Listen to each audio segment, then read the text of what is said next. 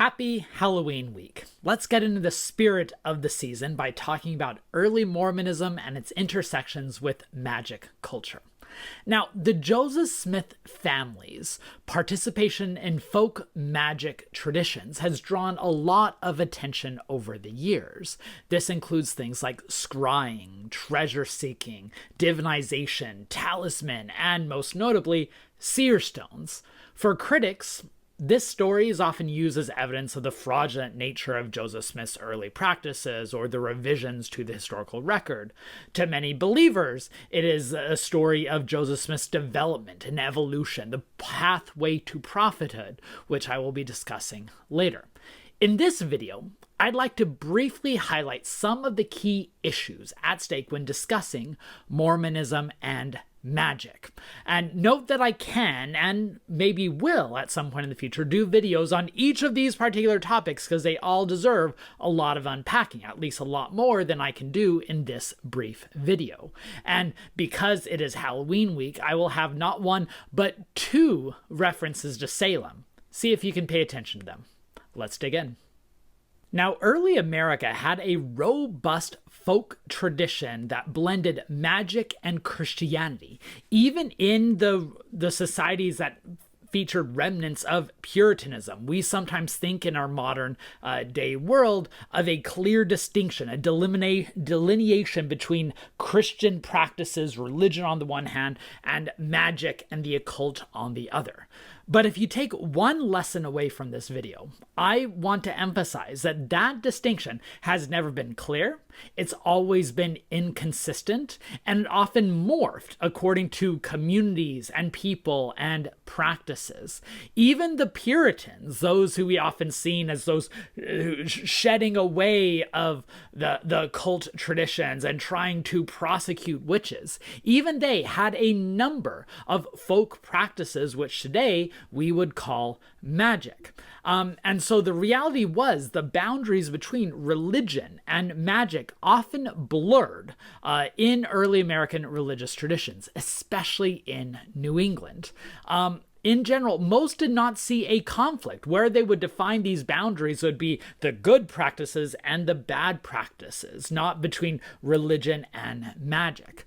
But there was a sense in early America that these magic practices allowed a democratization of the faith, right? It is anti-institutional, it is pro-individual, that you yourself could have control over the elements around you by participating in these practices, which is why you see a convergence of these occultish type practices that come out of Europe and get integrated into American society.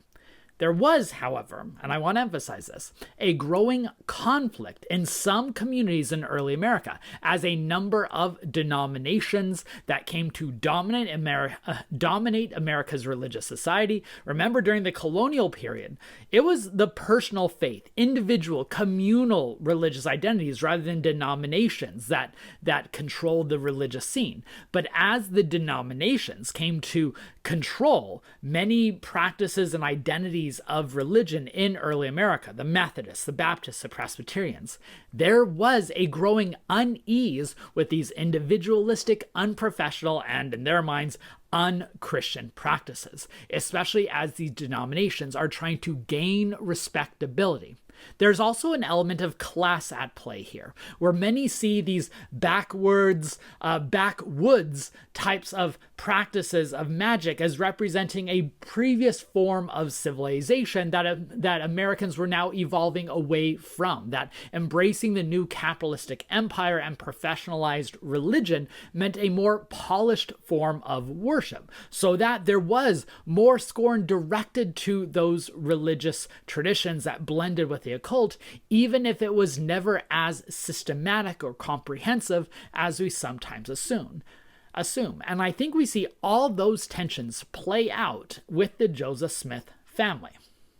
By the way, if you enjoy this type of analysis and you haven't yet, please make sure you are subscribed to this channel. I try to do deep dives on historical topics every Monday. I do topics that are relevant to the contemporary scene on Wednesday, and I pull back the curtain on historical and historiographical questions on Fridays in my So You Want to Know More About X series. If you want to give back to this channel, you can consider becoming a member, which gives you early access to the videos. But in general, I'm just thrilled with the community we've been developing with this channel, and I have profound gratitude for all of you who have subscribed, and especially for those of you who have become members. All right, let's get back to the magic show.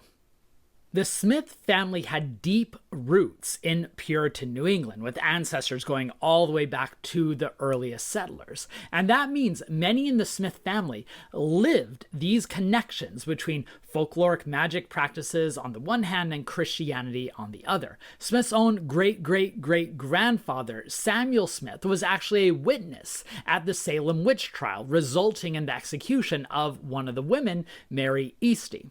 Now remember, just like in general, for the Smith family, there was not a clear distinction between these religious practices and these magic practices. Instead, they saw it as a way that God spoke through these human endeavors, that it was a sign of grace that you could find buried treasure or see hidden objects or discover good places to plant your crops. And we have a multitude of evidence of showing how these magic practices were a common part of the Smith family. For instance, here is a lamina, an artifact that was passed down in the Hiram Smith family that included astrological signs. The Smith family also passed down, still in the Smith family, amulets, charms, talisman that were passed down. Hiram Smith's Mars knife, which included more astrological information. And they also gained a reputation for these activities, with some saying that one of the reasons Joseph Smith was denied entry into the Methodist Church was not just because he was claiming visions, but because he had a reputation of a necromancer or a reputation of participating in these magic activities at a time when denominations like the Methodists were trying to separate themselves from it. This is also, by the way, a reason why it appears the Smith family lost some jobs over their years. It was a well-known stigma that associated with the Smiths. And you could see the remnants of those social wounds felt by Lucy Mack Smith in her own family memoir. And I shared this quote when I did a whole video on Lucy Mack Smith's memoir, but it's worth quoting again. This is how she described the activities they did, trying to emphasize that this practice in the occult was not distinct from their beliefs in Christians or their acts as good citizens. Here it is, and I'll put the quote on the screen. I shall change my theme for the present, but let not my reader suppose that because I shall pursue another topic for a season, that we stopped our labor and went at trying to win the faculty of a brach, drawing magic circles or soothsaying, to the neglect of all other kinds of business. We never during our lives suffered one important interest to swallow up every other obligation, but whilst we worked with our hands, we endeavored to remember the service of the welfare of our souls. She's not denying that they searched out the faculty of abrach or drew magic circles or soothsaying. She just said they did that alongside their other activities. Again, I know I'm being repetitive, but I think it's an important point. They did not see a distinction between religious practices and religious belief, between the occult and Christianity. And this was common for many during that time, even if there was a growing anxiety in a professionalized, polished, capitalistic society. But perhaps the element of magic culture that the Smiths were most known for participating in was treasure digging. Joseph Smith Sr. at one point would boast during the Kirtland period that he had been involved in the treasure-seeking business for several decades. Joseph Smith Jr. was part of a treasure-seeking crew in the Palmyra area. He learned how to get his own seer stone and use the seer stone from the neighbor Sally Chase. They worked with the traveling necromancer lesser lumen waters, and Joseph Jr. soon became known for a degree of skill at this, being hired out, something known as scrying, seeing something that's hidden, and hired out to go find buried treasure. And that's what took him actually to Harmony, Pennsylvania in 1825 in a trip that would soon change his life. So in 1825, the Smith family was having a tough go. They had just lost the Smiths' oldest child, Alvin Smith, Joseph Smith Jr.'s oldest brother, who had really been the anchor and the rock for the family, especially because Joseph Smith Sr. had a number of problems that made it so he was not as reliable as he used to be. Now, after Alvin Smith died at an unfortunately young age, the family struggled to recover. And by the way, there are some shenanigans going on with after Alvin Smith died and was buried about the Smith family having to re-dig up the body to prove it hadn't been dealt with, but there are some historical disagreements over the meaning of them digging up Alvin Smith's body and whether it had some connection to the cult. Maybe I'll do a whole video on that at some point in the future.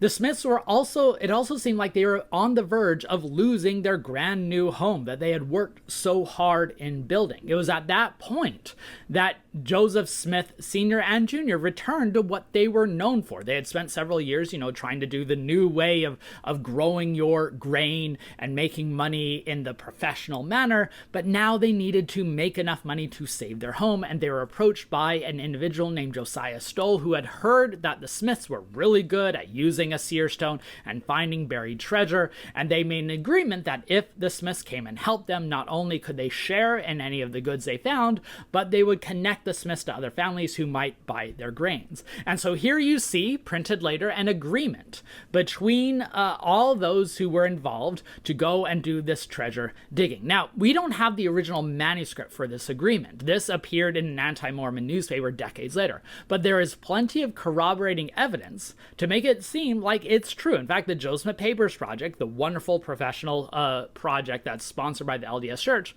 concluded that it's a reliable document. And in the signatories, look, you even see, besides the Smiths, Isaac Hale, who was a witness to that agreement and would end up boarding several of the treasure seekers. So this is one element. Without the treasure seeking, without the magic, you don't get Joseph Smith meeting Isaac Hale and then Emma Hale Smith. So in other words, if you cut magic out of the Mormon story, you lose Emma, which I think would be pretty tragic. But those broader cultural pressures that came to see these magic and occultic connections as dangerous soon caught up to the Latter-day Saints, to where they had to distance themselves from these folkloric magic practices to be on much firmer, respectable footing, especially as Joseph Smith evolves from being a treasure hunter to a now Christian prophet. Now, one moment, perhaps more than any other moment, captured that transition. That's when Joseph Smith was tried for being a disorderly person in early 1826 as a result of that treasure-seeking dig with Josiah Stoll. Now, I don't want to dig into the trial too much right now because I'm actually planning to do an entire Friday video on that trial going forward, talking about the key documents and the interpretation, so stay tuned for that. What I do think is important to emphasize here is that trial appears, at least in my reading, to have terrified Joseph Smith, to make him worried that if he did not change his direction, that he was not going to be able to win over the Hale family and marry Emma Smith, that he was not going to be seen as a respectable religious figure, and that his family was never going to be pulled out of poverty. And so Joseph Smith, from that point on, seems to repurpose his vision, and most notably the gold plate story, in ways that is more divorced from that magic culture. But of course he couldn't do that too quickly, because the primary method through which he produced the Book of Mormon was through his Seer Stones. Here you see the image that the church released just about a decade ago of Joseph Smith's Seer Stone that he was used in translating. The use of the Seer Stone, the reports of it were rampant early on, and most firsthand accounts talk about his use of the Seer Stones. But that association came to be dangerous for the LDS Church because it connected the Book of Mormon, their sacred text, to these occultic magic practices that they're trying to distance themselves from. This was especially the case when there are a couple of anti-Mormon accounts that came out in 1831, 32, and then especially Eber D. Howe's Mormonism Unveiled, published in 1834, which included all these broader neighborhood discussions, the reputation that the Smith family had for participating in this magic rituals. Now, not all the claims from those neighbors can be taken at face value. There's been lots of scholars over the years that have tried to decode and dissect those sources to determine what can be trustworthy and what's not. But what is clear that Joseph Smith felt it necessary to try to distance himself from that magic background. At one point, successfully, I think, in his mind, transforming it more into a joke, to where in 1838, the church's newspaper, Elder's Journal, had a Q&A with Joe Smith and says, "Is it true that you used to be a treasure seeker?" To which Joe Smith responded, "Yeah, and I didn't make a lot of money on it. Ha ha ha. Next question, let's move along." Although he couldn't fully leave it behind, because in 1836, when the church seemed to be in massive financial problems due to the building of the Kirtland Temple on the eve of what eventually becomes the Kirtland Anti-Banking Safety Society disaster, Joseph Smith, desperate for cash, goes to Salem, Massachusetts, once again one of the places that his family had ties to, because he got reports of buried treasure. Now, I actually have reason to suspect that there's a lot more going on to the story than meets the eye, but again, maybe a topic for a future video. Magic doesn't fully disappear within the Latter-day Saint tradition, and again, remember, many of them would not see it as a distinction of magic versus religion, just the types of practices that would later be coded that way. I mean, Brigham Young himself carried around a bloodstone amulet, others continue to listen to horoscopes or practice divinization, and rural communities even and especially in Utah, were known for using things like seer stones and divining rods, not seeing them as a diversion from their practice of Latter-day Saints. But I want to mention one last example before I get to broader scholarly interpretations and lasting legacies of the merging of this magic, occultic, and religious world to show that the boundaries aren't nearly as clear as both believers and critics sometimes like to think. And that's the Coffin Canes that Joseph Smith's followers created after Smith's death. Now, Joseph Smith and Hiram, when they died at Carthage jail, they were then placed in coffins, carried back to Nauvoo, and then those blood-stained coffins were taken apart and fashioned into a number of canes that Brigham Young, Heber C. Kimball, and several other leaders kept. Some of them even had a locket of Joseph Smith's hair placed in the top of those canes, and those Smith coffin canes were well known. And on the one hand, it's just a memento, right? Something for them to remember their beloved prophet.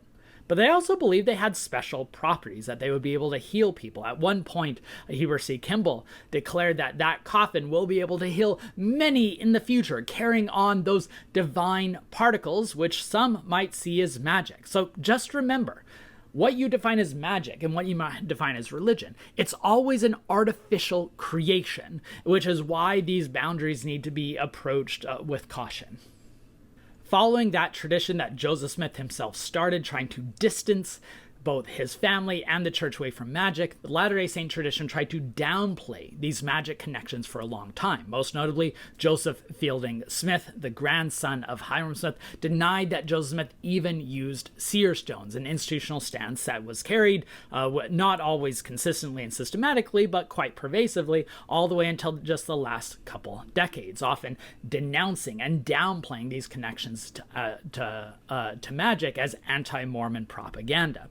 There were some scholars who then tried to overturn that, most notably D. Michael Quinn, who gets his PhD at Yale, worked at the church history department, and then is hired at BYU. He was shown by a descendant of Hiram Smith some of these Smith family artifacts that are connected to the occult and magic. He became fascinated with it, eventually writing the book Early Mormonism and the Magic Worldview, a fascinating, if at times maddening text. Maybe I'll do a video at some point in the future. I think I've said that line quite a few times in this video, because There's two editions of early Mormonism and Magic Worldview. There's an academic monograph that reads with a strict argument and makes a lot of careful arguments, some overstated arguments. And then the revised version, which many people now read because the first edition went out of print very quickly, which is much more rooted in the polemical world of the Mormon and Mormon apologetics versus critics debates of the 1990s, and he goes even further out on a limb, and not all of his arguments can hold up to scrutiny, let's put it that way. And the 1980s fascination with Mormonism and magic, of course, is also complicated with the Mark Hofmann saga, the person who fraudulently forged a number of Mormon documents connected to magic, most notably the Salamander letter, which I will, sorry, I'm going to say it one more time, do a future video on. But even when those Hofmann documents proved to be forgeries, the fascination with Mormonism and magic and the connection between those traditions remained, and now you have the church doing more to reconcile with that, or at least reckon with it. There is a common LDS framework to understand Joseph Smith's magic participation, especially the Seer Stones, by viewing it as, quote, a pathway to prophethood, that those Seer Stones trained Joseph Smith how to see with the spiritual eye, which then prepared him to be a prophet. Although I will note that in the institutional narrative that often tries to just focus on the Seer Stones, but cordoning off all the other elements of the magic and occult rituals that still get downplayed.